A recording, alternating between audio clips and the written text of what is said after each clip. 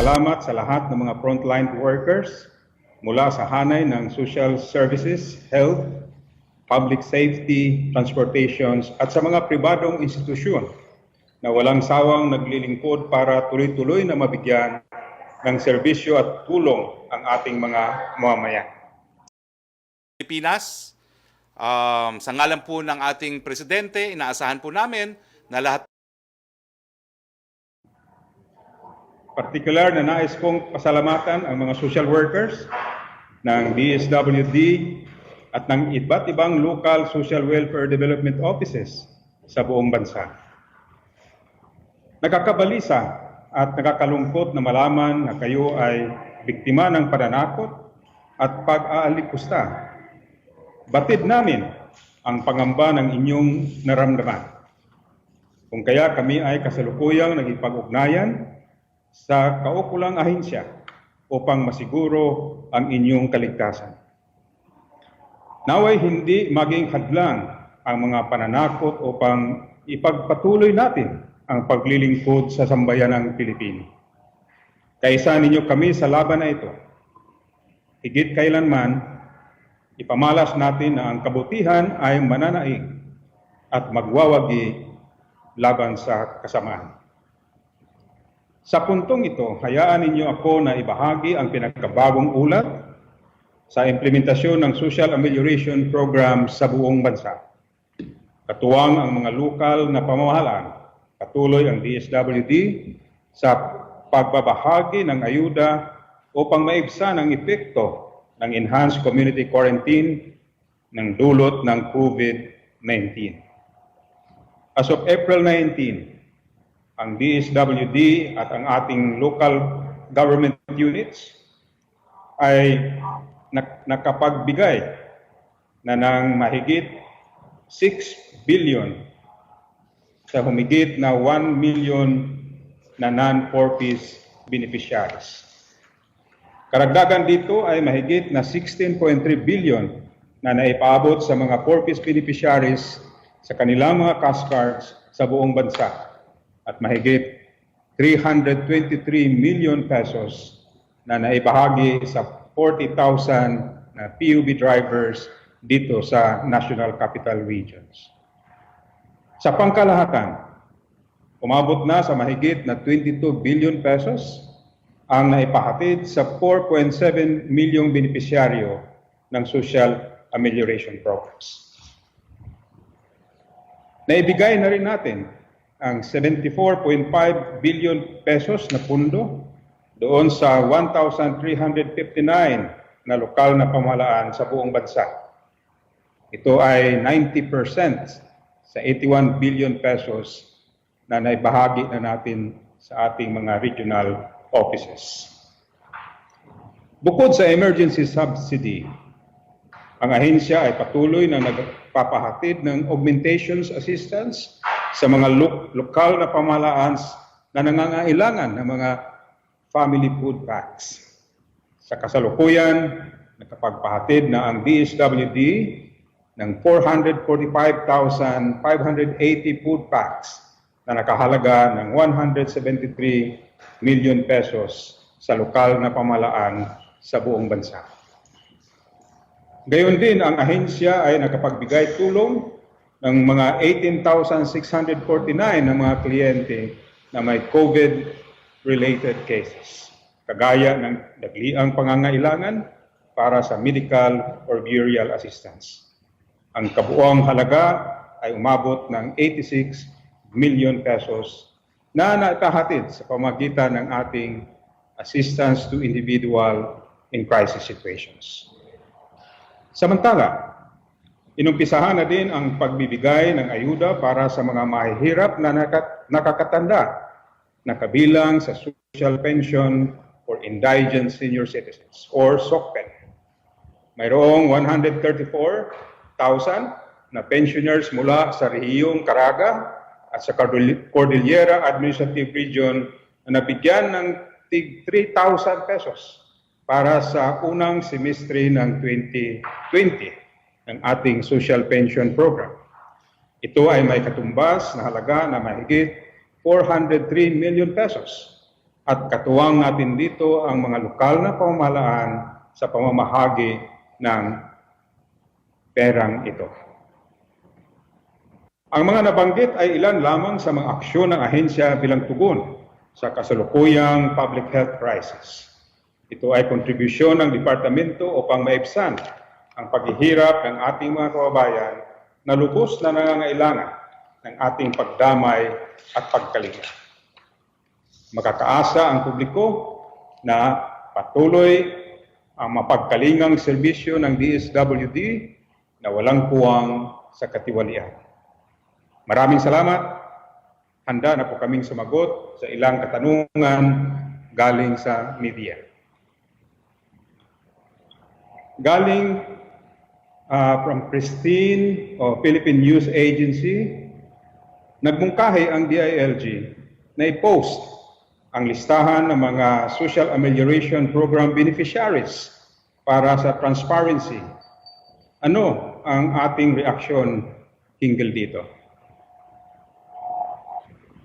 Nagpapasalamat kami sa Department of Interior and Local Government sa ganitong inisyatibo para maipaalam sa lahat kung sino-sino ang mga benepisyaryo ng ating programa. Ang DSWD at saka ang DILG has been advocating transparency of our programs.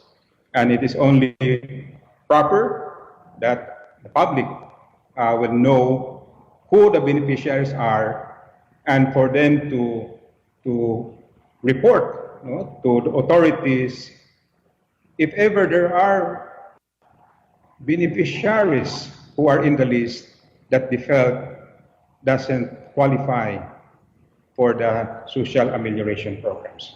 So we welcome this initiative coming from the Department of Interior and Local Governments.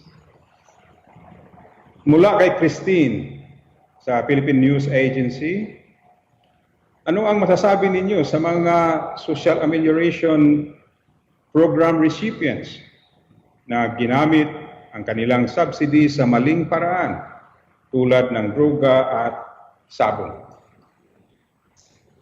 Nakakalungkot ang ganitong klaseng mga balita na sa gitna ng ating krisis, merong hindi magandang paggamit sa ating binibigay na subsidiya.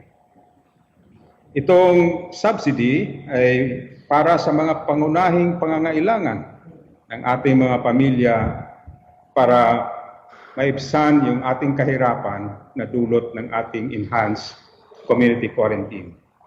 Pero kami po ay naniniwala na kukunti lang itong mga taong na ito.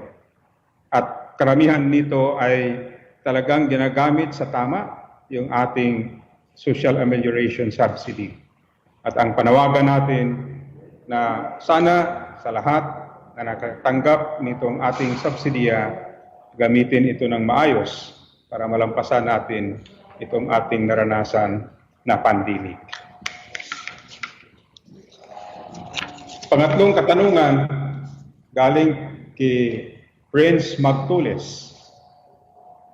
Nabanggit dati na ang target date na matapos ang disbursement ng Social Amelioration Program ay bago matapos ang buwan ng Abril. Matutuloy po ba ito?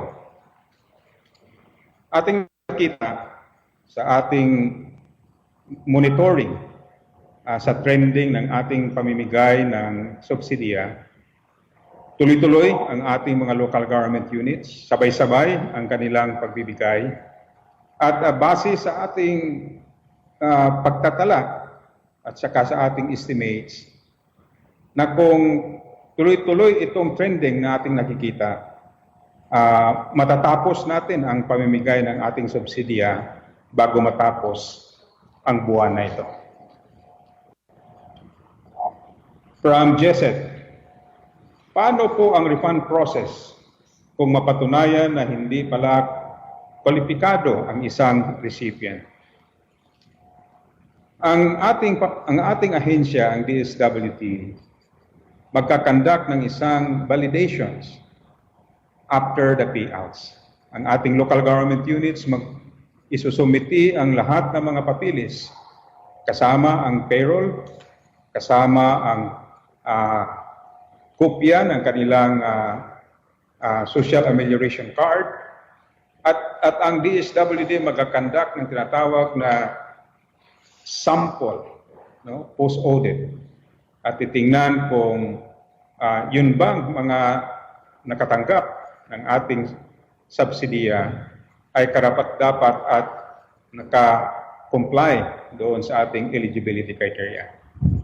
Kung mapatunayan na ito ay hindi kwalipikado, bigyan ng advisory ang ating mga concerns local government units na itong mga pundo na naibigay ay i-refund doon sa DSWD.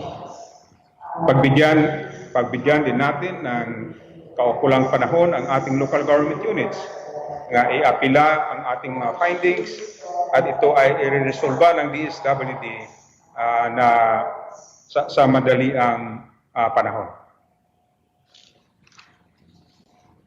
Ang ikalimang katanungan, kasama ba ang mga barangay health workers, tanod, and daycare workers sa social amelioration programs?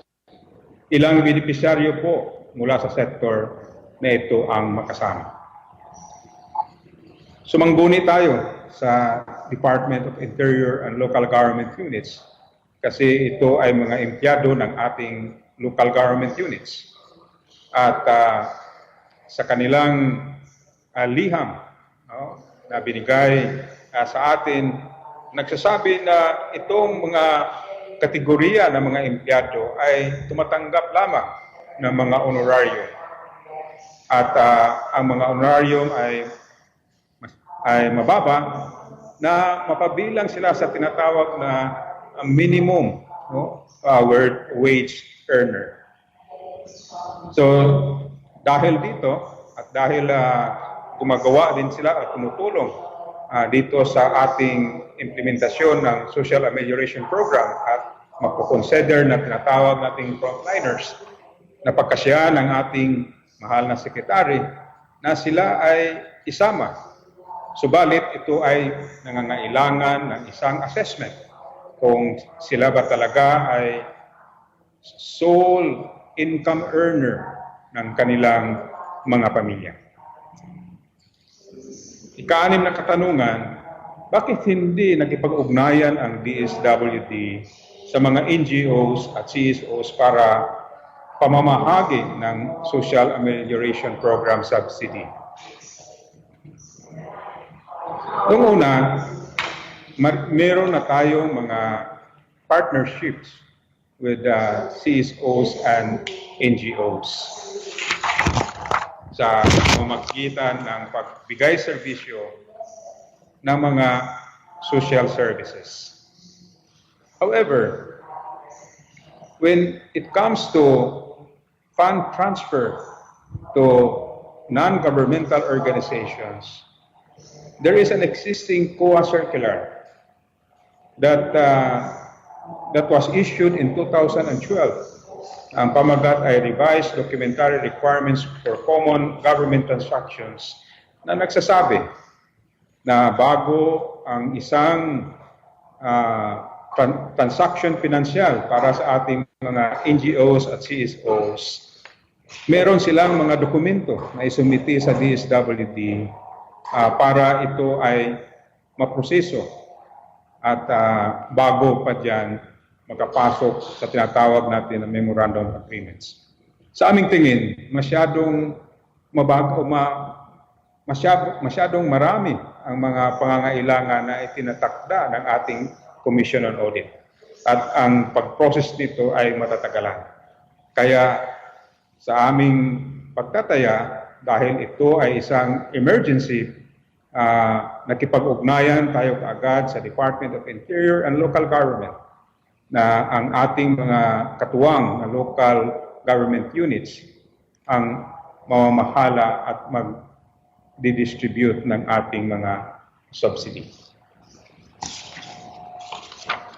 Ikapitong katanungan, Ano ang tulong na ibibigay ng DSWD sa mga individual na manggagawa na apektado din sa no work, no pay, ngunit hindi na ipabilang sa SAC? Salamat sa katanungan na ito. Napakarami din ang nagtatanong sa amin sa DSWD kung ano ang maitulong natin sa mga ganitong mga sitwasyon o mga individual na apektado din sa no work, no pay pero hindi napasama sa ating listahan sa SAC.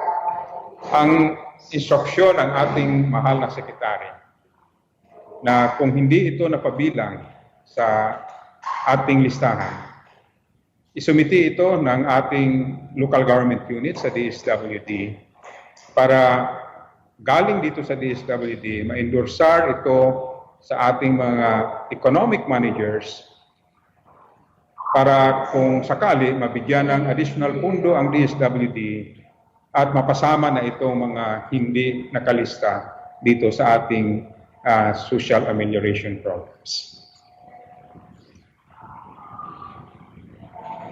Merong mga katanungan galing sa ating Facebook from AC Nichols from CNN Philippines. Some LGUs have yet to begin distribution of SAP until today, including San Juan, because local social workers would rather finish validation first. Reaction. Tama yung obserbasyon. Ang ating mga local government units sinisiguro na yung listahan na kanilang pagbigyan ng ating subsidiya ay tama. Dahil sa ating Memorandum Circular number 9 or tinatawag na Omnibus Guidelines, noong tinanggal na ang pre-validations sa ating mga master list at ito ay ipinaubaya na sa ating mga local government units, sinisiguro ng ating mga lokal na pamahalaan na tama yung mga tao na nakalista sa kanilang mga listahan. So kaya minabuti ng ating mga lokal na government na ito ay ripasuhin ng maigi para wala nang maging reklamo nung magka-umpisa na sila magbayad. Subalit base sa aming monitoring na sa loob ng linggong ito, umpisahan na ang kanilang pagpamimigay at bago matapos ang ating buwan, maibigay na lahat itong ating mga subsidiya. Additional na katanungan, April 20 na, May is just 10 days away. You have only distributed the social ameliorations fund to 4.7 out of 18 million. When will you distribute the funds for May? Well, i-distribute yan sa buwan ng Mayo. Yan ang ating schedule at our local government partners is doing everything they can to finish the distribution for the first tranche within the month of April so that we can start also the distribution of the social amelioration subsidy for the second tranche up in the month of May. From Ani, bakit dito sa amin, pamilya ng barangay officials lahat nabigyan, tapos ang single mom at PWD hindi nabigyan? Unang-una, ang social amelioration programs ay binibigay sa pamilya. Hindi ito binibigay sa individual. Ang sinasabi lang sa ating Joint Memorandum Circular on Target Beneficiaries, families that may have any of the following that can be considered to the social amelioration program. So, pamilya na mayroong mga either solo parents, senior citizens, PWD na nakasama sa ganoong pamilya. Kung napasama man ang mga kamag-anak ng ating barangay officials, baka din sila ay kwalipikado base sa ating criteria. Kaya nga minabuti ng ating Secretary ng Department of Interior and Local Government na ipalakhala yung mga listahan para makita sa kalahatan kung sino-sino ang nakalista nito. At dito, kung mayroong mga reklamo, tanggapin natin yung reklamo at pagbasihan sa ating post-validation sa mga listahan na sinumiti ng ating local government units. Galing kang Mary Angela, kayo po ba ang nag-approve ng mga beneficiaries or LGU? Dahil sa ating omnibus guidelines, hindi na nagbabalidate ang DSWD prior to payouts, ang nag-aaproba ng ating mga listahan ay ang ating local government units. Sila yung nag-identify, sila yung naglista, at sila din ang magbabayad doon sa nailista na mga magtanggap ng ating social amelioration subsidy.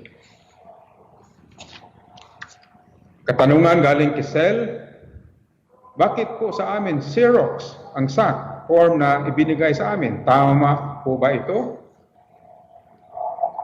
Technically, sinasabi natin na yung ating mga social amelioration card ay hindi pwede ipotocopy. However, meron tayong mga barangay officials na natatakot na masisira yung mga social amelioration card. Kaya, pinapa-photocopy nila ito at ang photocopy pinapa-distribute. At doon, sa pagdating ng kanilang opisina, pinalipat ito sa original na social amelioration card. So merong kanya-kanyang estratehiya ang ating mga local government officials kung paano ika-capture ang ating mga profiles of beneficiaries sa social amelioration program. Ang senior citizens dito sa amin hindi isinama sa SAC. Ano po ba ang ibibigay ng DSWD sa kanila? Yung ating mga seniors, sa nasabi ko na sa una, pamilya ang ating binibigyan, hindi individual. Ang ating mga senior citizens, lalo na yung mga benepisyaryo sa social pension, ay makakatanggap din ng kanilang mga ayuda na inuumpisahan na ang pagpamimigay sa buwan na ito. One semester ng kanilang pension ay ibibigay na nakahalaga ng 3,000 pesos.